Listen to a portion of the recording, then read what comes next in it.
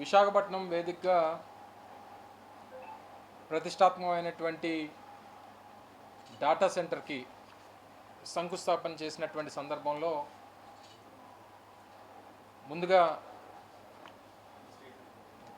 దీన్ని వైఎస్ఆర్ కాంగ్రెస్ పార్టీ తరపున గతంలో మా నాయకుడు జగన్మోహన్ రెడ్డి గారు దీనికి ఇచ్చినటువంటి ప్రజలను ఉద్దేశించి మాట్లాడినటువంటి విషయాల్ని మరొకసారి ఈ సందర్భంగా గుర్తు చేస్తూ ఆ రోజు గతంలో అదానీకి సంబంధించి విశాఖపట్నం కేంద్రంగా దాదాపు 134 ఎకరాలు భూమిని కేటాయిస్తూ డాటా సెంటర్ ఏర్పాటుకు సంబంధించి వారికి కావాల్సినటువంటి అన్ని సౌకర్యాలు కల్పిస్తూ దాంతోపాటు ఎంప్లాయ్మెంట్ జనరేషన్కి సంబంధించినటువంటి కమిట్మెంట్ కూడా వారి దగ్గర నుంచి తీసుకొని వేసినటువంటి పునాదు ఆ రోజు తర్వాత దానికి సంబంధించి సబ్మెరైన్ సీ కేబుల్ సింగపూర్ నుంచి తీసుకురావాలన్నటువంటిది, తద్వారా విశాఖపట్నాన్ని భారతదేశంలో ఉన్నటువంటి ఈస్ట్ కోస్ట్కి విశాఖపట్నాన్ని డాటా సెంటర్ హబ్గా చేయాలన్నటువంటి ప్రతిపాదన 2020-21 నుంచి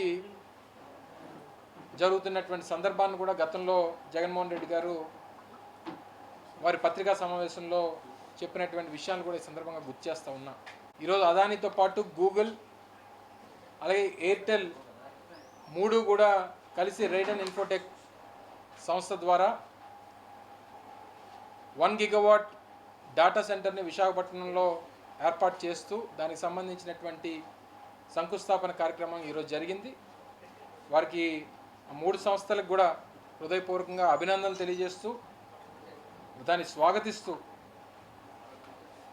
ఈరోజు ఆ కార్యక్రమంలో సహజంగా ప్రజలు ముఖ్యంగా ఆంధ్రప్రదేశ్ రాష్ట్రంలో ఉన్నటువంటి నిరుద్యోగ యువత కానీ ముఖ్యంగా ఈ ప్రాంతంలో ఉన్నటువంటి ప్రజానికం కానీ ప్రభుత్వం నుంచి కొన్ని ప్రకటనలు వస్తాయి లేదా ఆ సంస్థల నుంచి కొన్ని ప్రకటనలు వస్తాయి అని చెప్పి చాలామంది ఎదురు చూశారు. దాంతోపాటు ప్రధాన ప్రతిపక్షంగా వైఎస్ఆర్ కాంగ్రెస్ పార్టీ కూడా గత నుంచి ఏదైతే దీని మీద చర్చ జరుగుతూ ఉందో అందులో భాగంగా జాబ్ క్రియేషన్ మీద, ఎందుకంటే 1,35,000 కోట్ల రూపాయలు పెట్టుబడులు, ప్రభుత్వం దాదాపు 600 ఎకరాలు భూమిని ఇస్తూ ఉంది, దాంతోపాటు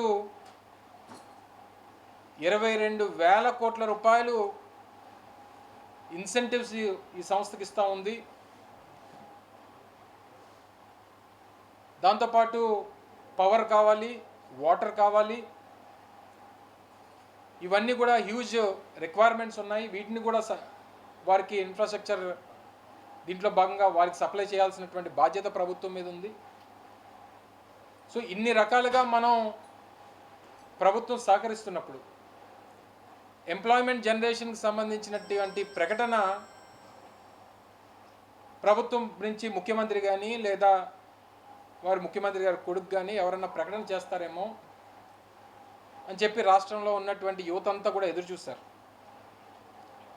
అయితే గతంలో అక్టోబర్ మాసంలో అప్పుడు అదానీ గూగుల్ వీరంతా కలిసి ఒప్పందం చేసుకున్నప్పుడు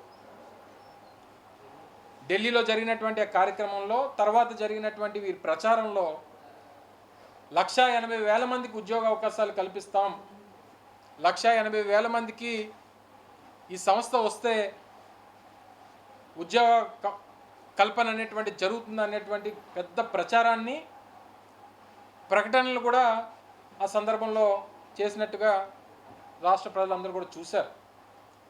అప్పుడు ప్రతిపక్షంగా వైఎస్ఆర్ కాంగ్రెస్ పార్టీ కూడా ఆ రోజు డిమాండ్ చేసింది. ముఖ్యమంత్రి గారిని డిమాండ్ చేశాం, ఐటీ మినిస్టర్ని డిమాండ్ చేశాం, ప్రభుత్వ పెద్దల్ని డిమాండ్ చేశాం. ఓ పక్క జరిగినటువంటి ఒప్పందంలో $15 బిలియన్ ఇన్వెస్ట్మెంట్ అనేటువంటిది పెడతా ఉన్నారు, 600 ఎకరాల భూమి ఇస్తూ ఉన్నారు, 22,000 కోట్ల రూపాయలు పైచీలకు ఇన్సెంటివ్స్ ఇస్తూ ఉన్నారు. భూమి మీద 25% రాయితీ ఇస్తూ ఉన్నారు.